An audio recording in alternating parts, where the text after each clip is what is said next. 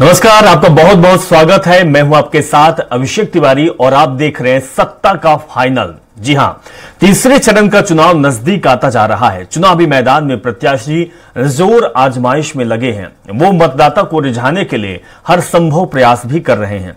तीसरे चरण की कुछ हॉट सीटों पर सियासी पारा आसमान छू रहा है। अगले आधे घंटे में देखेंगे कि कुछ हॉट सीटों के क्या हाल हैं। साथ ही नजर रहेगी बड़ी सियासी खबरों पर। तो देखते रहिए सत्ता का फाइनल।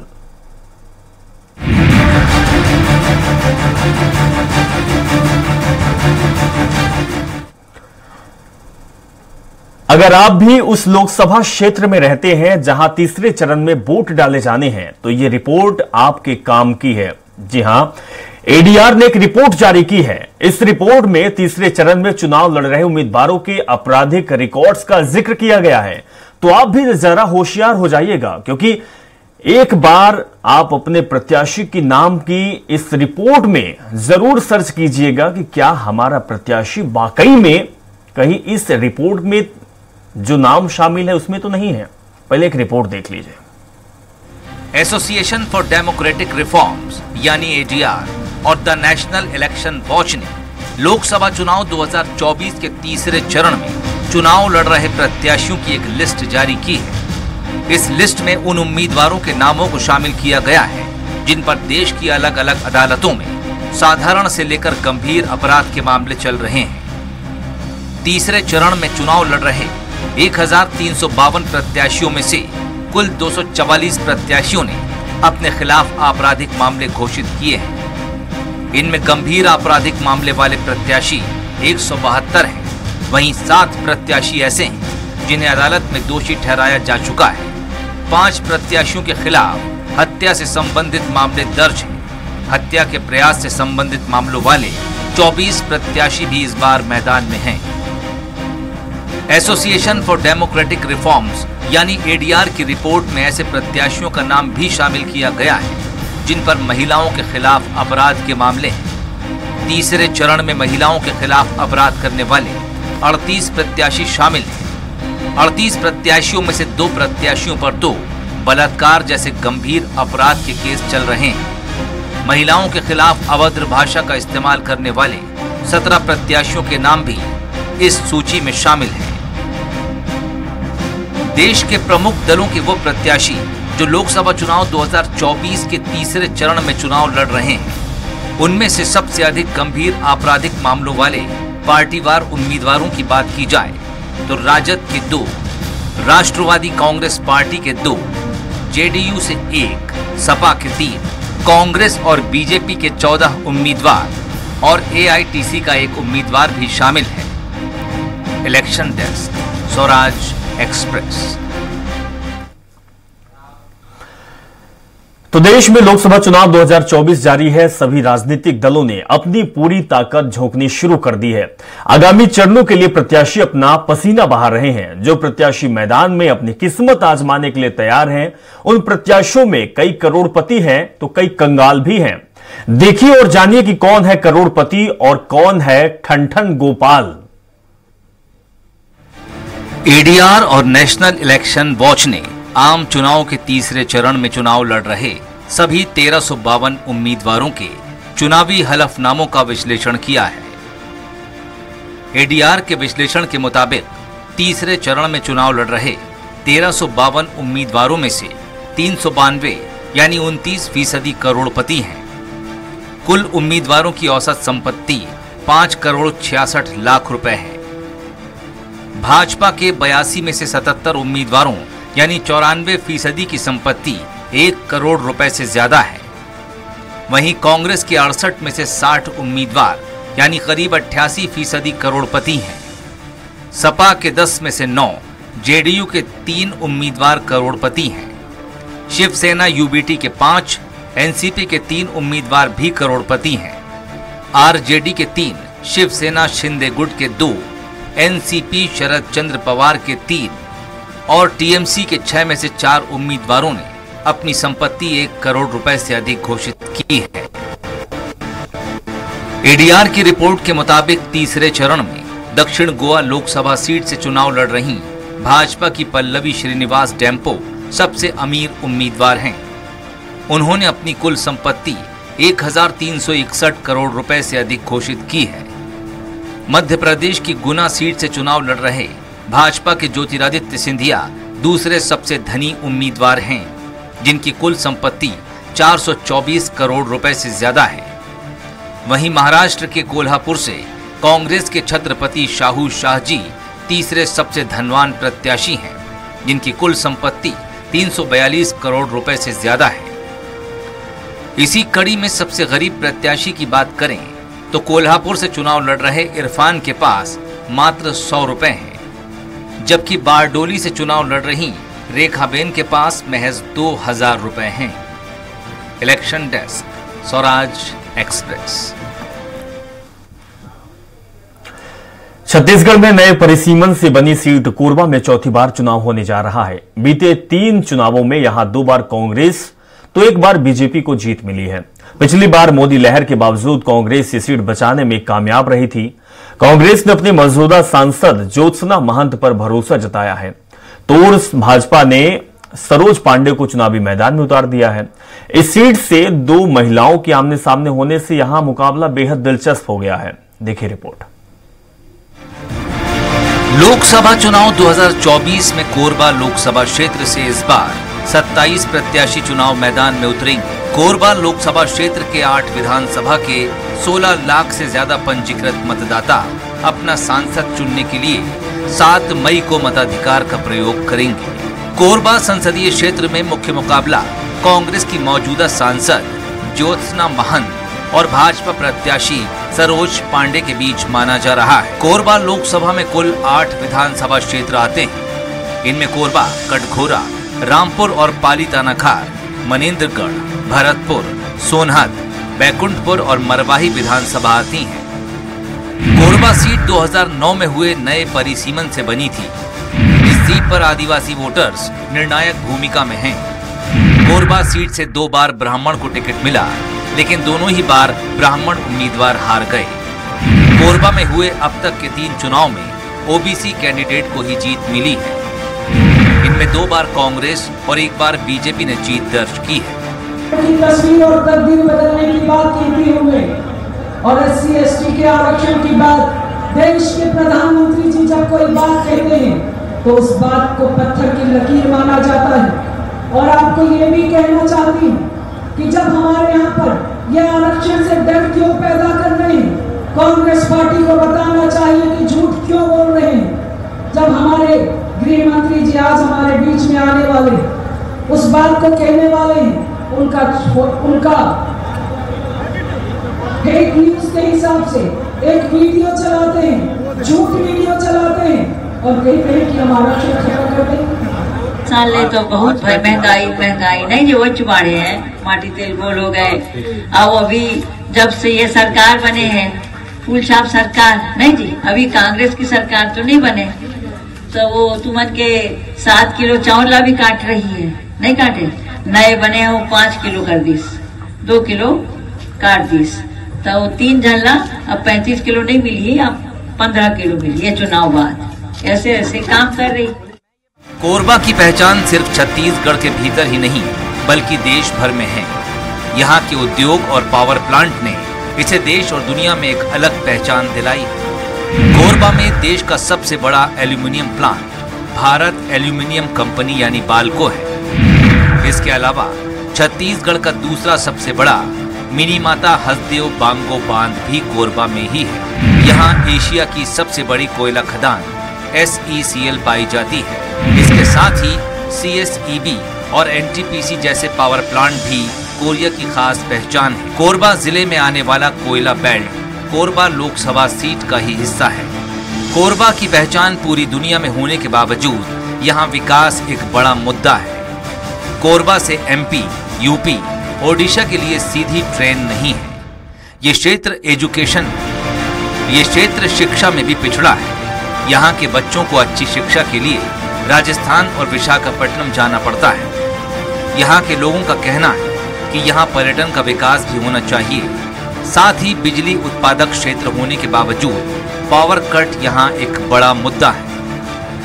कोरबा में सबसे बड़ा मुद्दा तो आवागमन का है। कोरबा में रेल यातायात के नाम से कुछ भी नहीं है, और जो अगर 2-4 ट्रेन चलती है तो आए दिन जो है तो कोयला ढुलाई पड़ी रहती है, जिससे कि कोरबा में सबसे ज्यादा परेशान जो कोरबा के लोगों को हो रहा है वो ट्रेन यात्रा से हो रहा है। तो यदि हमारी जो कोरबा सांसद महोदय में ध्यान दें कोरबा में ट्रेन में, जैसे आप ये देखिए कि कोरबा एक मतलब बहुत बड़ा औद्योगिक क्षेत्र है, लेकिन यहाँ तो ना तो उड़ीसा के लिए कोई ट्रेन है कोरबा से, ना तो कोई आपका ये यूपी के लिए डायरेक्ट ट्रेन है, और ना तो एमपी के लिए ट्रेन है। तो जो भी सांसद है तो फिर सबसे पहले हमारी अपेक्षा उनसे ये है कि वो ट्रेन में थोड़ा ध्यान दे। और इस शहर में कोई भी सरकार बने, प्रदूषण और रोड यातायात बहुत प्रभावित है, इनके बारे में ध्यान देना चाहिए, क्योंकि प्रदूषण इस कदर से है कि यहाँ पर तो बाहर में खा के बैठना ही मुश्किल हो गया, चलना मुश्किल हो गया है।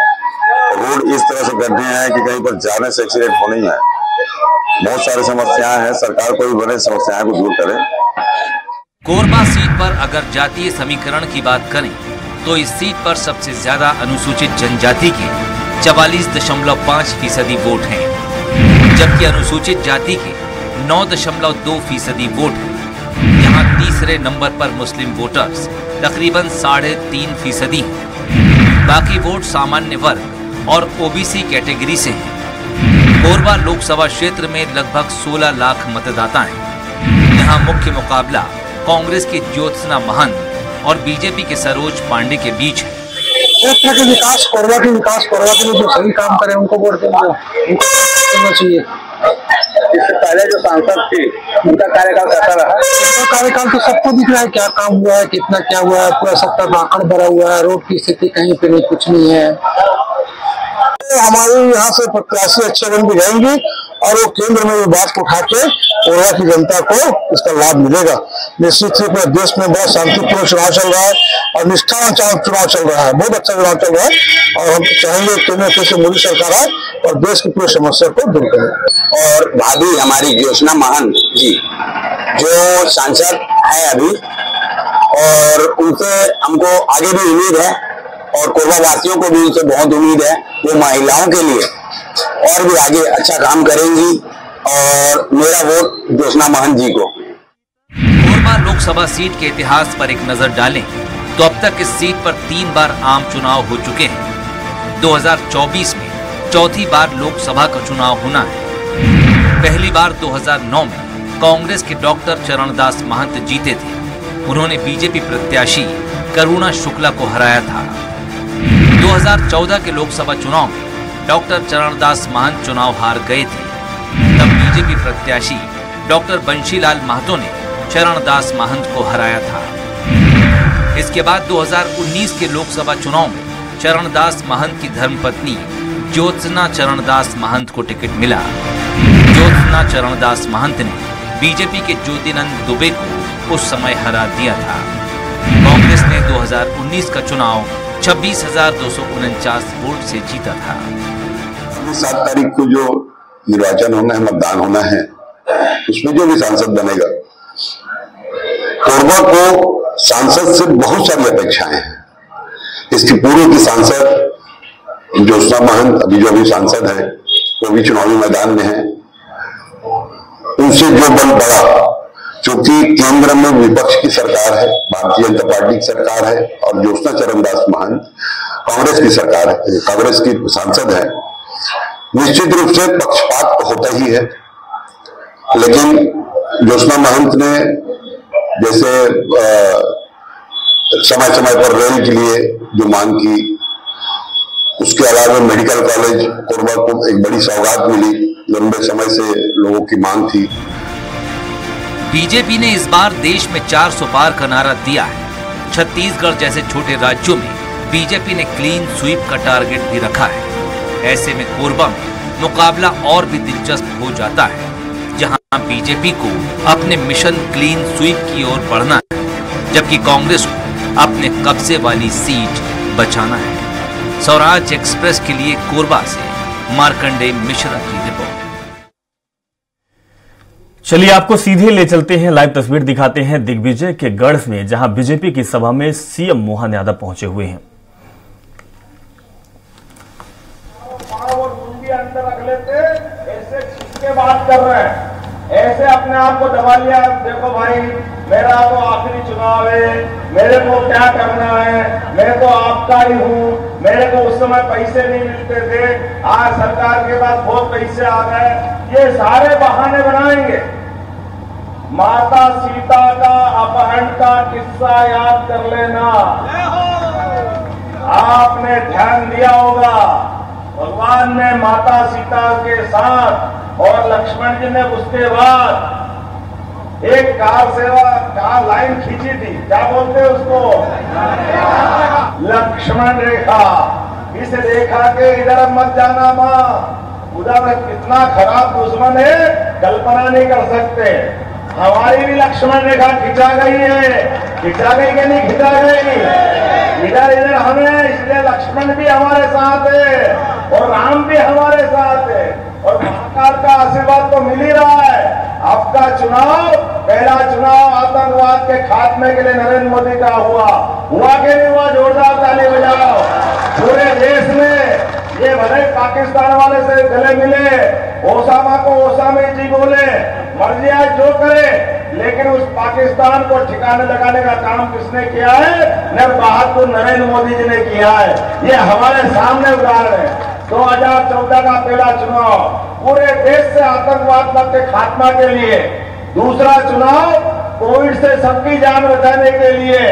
आप सब ध्यान देना, यहाँ जितने लोग, क्या हिंदू क्या मुसलमान, अपने इस भाई का ऊपर कपड़ा अगर पहना हो तो ऊपर कर लेना, नहीं पहना हो तो आपने हाथ को याद कर लेना। इसमें 2 छेद लगे हैं, 2 छेद, एक छेद हमारा 2014 का और एक दूसरा छेद 2019 का। कोविड के टाइम के 2 टीके लगे हैं, अंदर से आवाज आएगी नरेंद्र मोदी जिंदाबाद, नरेंद्र मोदी जिंदाबाद, जिससे हमारी सबकी जान बची है। यहाँ कोई व्यक्ति ऐसा नहीं है जिसने बगैर टीके लगाए अपनी जान बचाई। तो जो अपने देश के लिए जीता है, अपने देशवासियों की जान बचाता है और हमारे सांस्कृतिक मान बिंदुओं के आधार पर, क्या हिंदू क्या मुसलमान, 2 दिन पहले ईद मनती है, बाद में रामनवमी मनती है, ये आनंद आता कि नहीं आता? ये कहते हैं अरे राम मंदिर बनेगा तो खून की नदियां बह जाएगी, धारा 370 हटेगी तो इस देश में पता नहीं क्या हो जाएगा, बम फट जाएगा। क्या हो गया? कुछ नहीं हुआ। तो एक वोट हमारा अपना आतंकवाद के खिलाफ, दूसरा वोट 19 में हमने दिया देश के सांस्कृतिक गौरव के लिए, और तीसरा तो दोनों का नाम उन्होंने, और आपको गोपाल कृष्ण बुला रहा है, मथुरा वाले बुला रहा कि नहीं बुला रहा है? तो जमुना जी का कृष्ण कन्हैया सबकी आंखों का तारा, झूला देने के लिए जाना है कि नहीं जाना है? मटकी कहाँ फूटेगी, कहाँ फूटेगी मटकी, बताओ कहाँ फोड़ेंगे? आप इधर वोट दो, अगले 5 साल के अंदर अंदर गोपाल कृष्ण के साथ जय जयकार करेंगे मथुरा में। बोलो सब तैयार है? इधर से सब तैयार है? इधर से आखिरी में बोलो सब तैयार है? तो आप दोनों अपने हाथ की मुट्ठी बांधो और संकल्प करो, जब तक कि आखिरी वोट नहीं पड़ जाए और भैया साहब घर जाना चाह रहे हैं तो ससम्मान जाए, लेकिन ऐसे जाए कि दूसरी बार भाजपा से लड़ने की हिम्मत नहीं हो जाए। बोला सब तैयार है? तो आप अपने रोडमल जी के लिए, नरेंद्र मोदी जी के लिए ऐतिहासिक जीत बनाने के लिए सब संकल्प करो। बोला जय जय श्याम, जय जय श्याम, जय जय श्याम। बहुत बहुत धन्यवाद। भारत माता की जय।